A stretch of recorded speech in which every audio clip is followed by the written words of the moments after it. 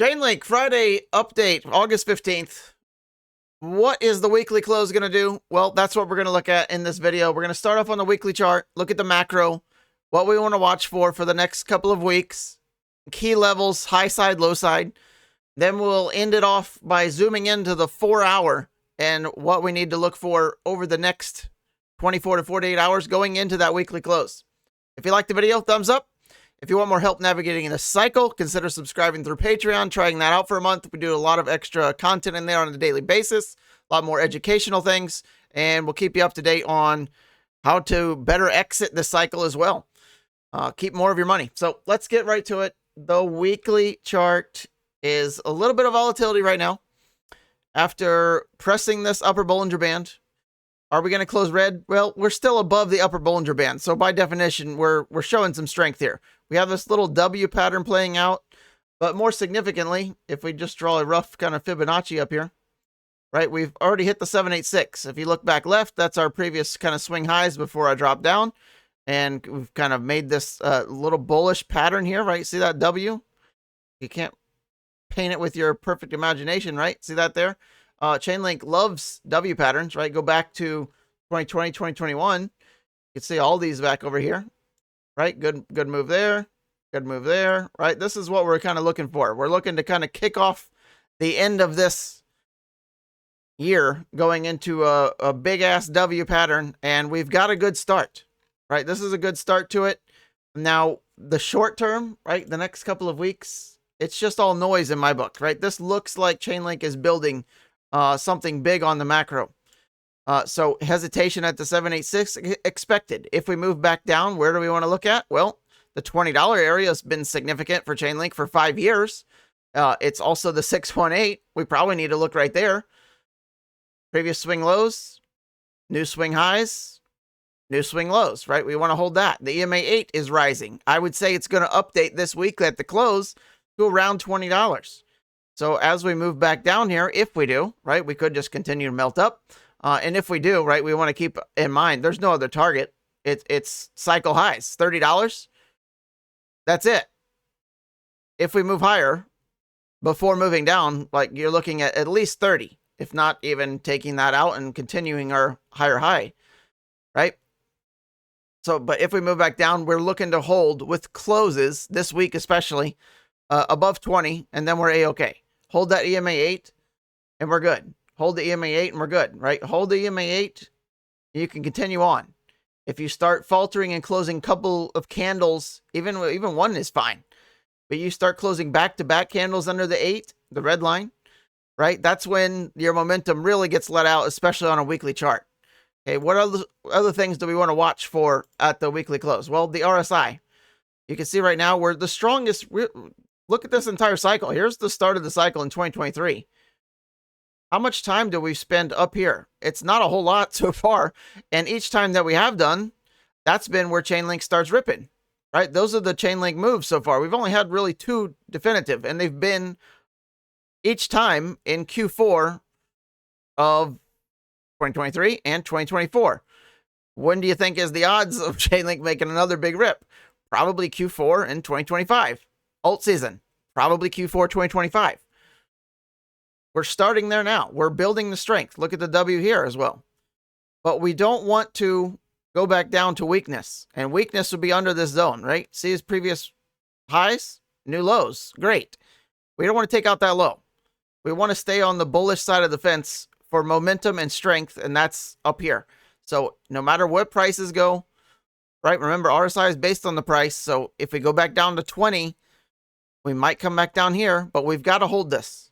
We want to keep our strength up if we want to have an explosive move, which, as we looked at yesterday on the monthly and Chainlink video, the monthly looks pretty special.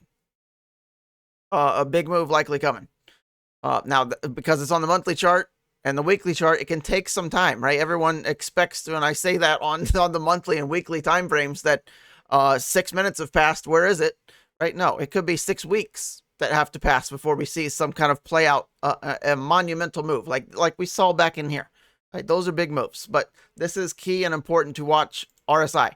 Another thing is to watch it. Well, we have the stochastic, which is based on the RSI. And that's our momentum, and that's really high, right? We have pedal to the metal there. That's great. What another key one, right? Another key zone we need to watch. And you can see this historically going back really for Chainlink's entire life here.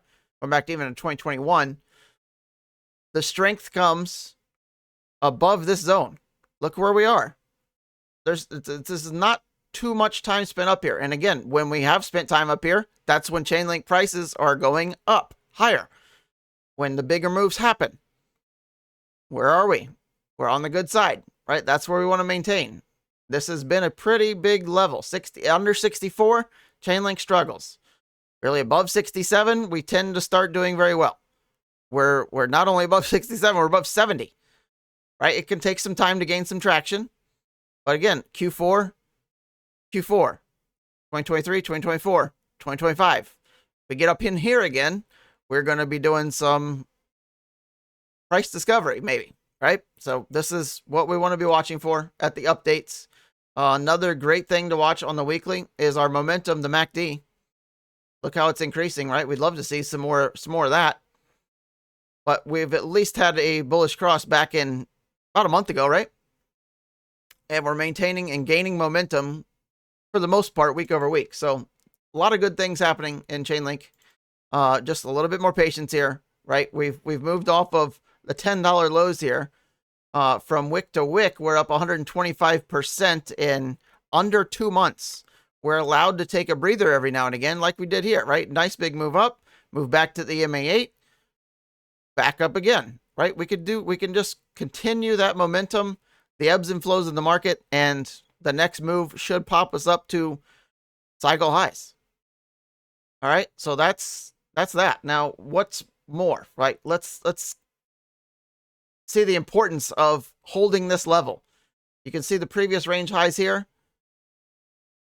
Let's look at the worst case scenario. Let's say we don't hold that. What else do we have? Well, if we turn on the Gaussian channel on the weekly, by definition, your bullish momentum is still go as long as you're above that median Gaussian, as long as you're above the 21 week.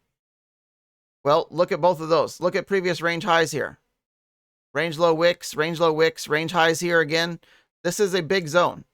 We must hold this as a worst case scenario if we come back down more, right? If Bitcoin crashes to whatever price, Chainlink comes down beyond our $20 target that we need to hold, ideally, gets us back into the Gaussian channel, well, we must hold this zone. So from 17 to 16, we do not want to see the rest of this cycle, Chainlink prices under 16, or we're in some trouble, right? Our momentum goes out the window.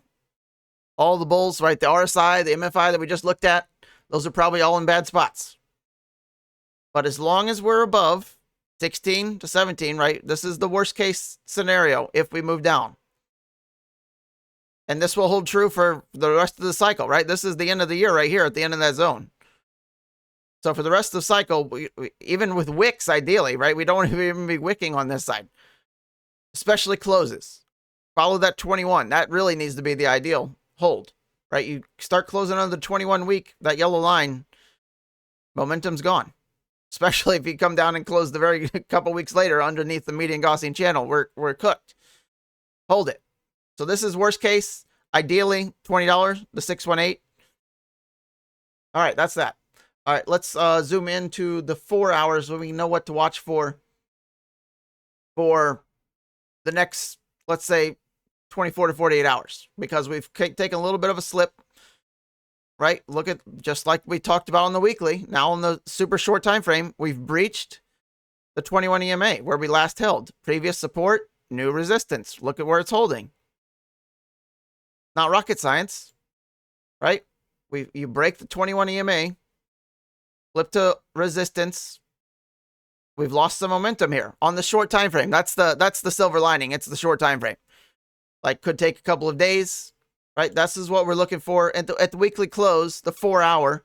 Ideally, again, we'll look at ideally and then worst case, right? We're looking at the range lows, right? The median Gaussian channel. You can imagine a scenario where at the end of the week, going into Sunday, let's see where Sunday is at the weekly close. It'd be kind of right here. Weekly close is right in that area. So between now and then, ideally, whatever price does, it kind of needs to hold in this area or higher, right? We'd love to see that go happen. But that's what we're looking for. Now, what if we break this? Do we have anything else? Well, I draw your attention to Exhibit A. The 100 EMA, the blue line, and the median Gaussian channel is right there. Look at the price, $20. Have we talked about that? The weekly chart, $20. Is Chainlink significant at $20? Anybody? Right? What else do we have? Well, as we zoomed out here, you might have noticed previous range high. Where does that come in? Oh, $20 and the 100 EMA and the median Gaussian channel. We got to hold 20, really, to keep the momentum even on the super short time frame. All right, that's that. Chainlink daily update again for Friday. We'll see you back here on the next one. Quote and car of the day, if you want to stick around. We got a good car. Probably one of the best cars, most expensive cars we've ever featured on the channel. And it's a real one for sale. You can buy it right now. You've got about 300 million Chainlink. Who would spend their Chainlink on a car? Don't do it. Happiness is not a goal. It's a byproduct. Now, this is very similar to yesterday's quote. You watched that one, but I promise I updated it. This is today, right? Yesterday's was about happiness is a journey, not a destination, right? All right, car of the day, car of the century. Maybe you've seen them, maybe you haven't. A Koenigsegg Regera. Holy hell! Look at the price. This is not in Japanese won. This is 3.5 million US. Holy shit. Let's go through some pictures if you want. I mean, because this is a pretty rare car to see an actual real version, not a photo shoot. So if you want to stick around, I'll go through some, because this is artwork on wheels here. 3.5 mil, and we got to keep with the Chainlink blue. I mean, we'll suffer through the lighter blue color if you want to give us the Koenigsegg. If you've never seen these doors, it makes Lamborghini doors look elementary. This whole car kind of does, right? Look at the aerodynamics on this thing. Wait till you see the rear, some of the rear things. The mirrors, holy shit, don't bump into those. Those are coming right off. How much do you think it is to fix a mirror? Look at this door. Wild, dude. They have the best doors. Look at the hood. It's all carbon. I mean, obviously for 3.5 mil, everything. I'm not even going to guess what the hell is going on here. It's some kind of insulation. Keep the noise down. How impressive is that? The rear, look at the fins. Did you notice? Look at this thing. When was the last time you saw that on a Honda Civic? That probably costs as much as a Honda Civic, that part. But look at how, like, this has active arrows, so when you floor it, like, or accelerate, like this moves, the spoiler moves up and down. A lot of cars have that, but you can actually put this all the way down, or you can line it up with these things, and it acts like a giant one. Holy hell, it's just amazing. Look, did you notice the ghost on the back of this? Pretty cool. Look at the door. So amazing. Carbon fiber. All this is exposed carbon. You know how expensive that is? Hard to do, exposed carbon, because it's got to be perfect, right? The quilted seats. You know you're in some good luxury there. Look at the floor matching quilted floors. Because why not? White. You'd want to be careful, but I assume if you have a $3.5 million Koenigsegg, you're probably well behaved, right? Steering wheel, exposed carbon as well. Amazing. Jesus. Again, what the hell are we looking at? What could you put in there? 6 papers? A document? The doors are awesome. If you could look these up on YouTube if you've never seen the doors open. Spectacular. Look at the gold rivets. What the hell's even going on there? This is like another level. I've never been in one of these, but look at the back. If you didn't know, like Mercedes AMG designs these engines. Pretty sick. It has AMG. I've seen these at car shows. It'll have AMG stamped on the engine somewhere. Maybe we'll see it here in a minute. Carbon wheels. The whole wheel. I don't know if you can see that if it shows up, but the entire wheel is carbon. Just the coolest cars in person, and I'm 6'1". You could like jump over these things. They come up to my waist. They're very aerodynamic, let's say that, and they're super lightweight. Look at that. What does that say? 1,800 kilograms. Jeez. All amazing. Gold flake. That's all. It's not like a yellow sticker. It's like real gold flake that they use. Absolutely epic artwork. Look at that rear diffuser. Akrapovic exhaust. How much do you think that exhaust costs? 50 grand? Amazing. Thanks for watching this long if you have. That means you like cars probably as much as I do. Obviously, I like cars. This is only like 10% of my collection. They're all around the entire room. I'm in my office room upstairs, and I think of 400 or 500. That's some of my better ones, especially in the cases. Those are like the handmade ones. I don't have a Koenigsegg because they don't make one that with the doors open yet that I have found. Maybe some of them do, but like some of those are really high end, especially that Lambo was a lot. Don't ask. But I'd love to get one of these at some point. And then I have giant ones too. I have like foot long cars that are like not Legos, but I have a McLaren and actually I have a Pagani. If I can pull that up. Maybe we should have done this one. We'll do this one next for a car. Check this out.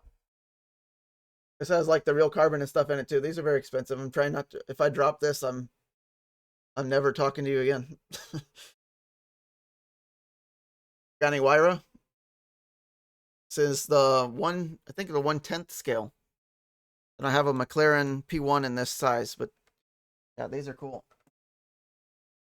Back. Very careful. All right, those sit on my desk, and I have a couple others, but we'll do a car tour at some point. We'll never do it. All right, I'll see you on the next one. Thanks for watching this long if you have. Chainlink Blue, have a great Friday. I like this, so we get to like kind of scroll through and see actual prices of cars and see actual pictures versus just photo shoots of cars or one still shot. So let me know if you like this, if you watched this far in the comments below. Someone say France. Why are we saying that? I don't know. Egg. Let's comment egg for Koenigsegg. If you didn't know, like, right? Egg. Comment egg down below if you watched this far. I'd be impressed. We could get even 5 people. All right. That's all I got.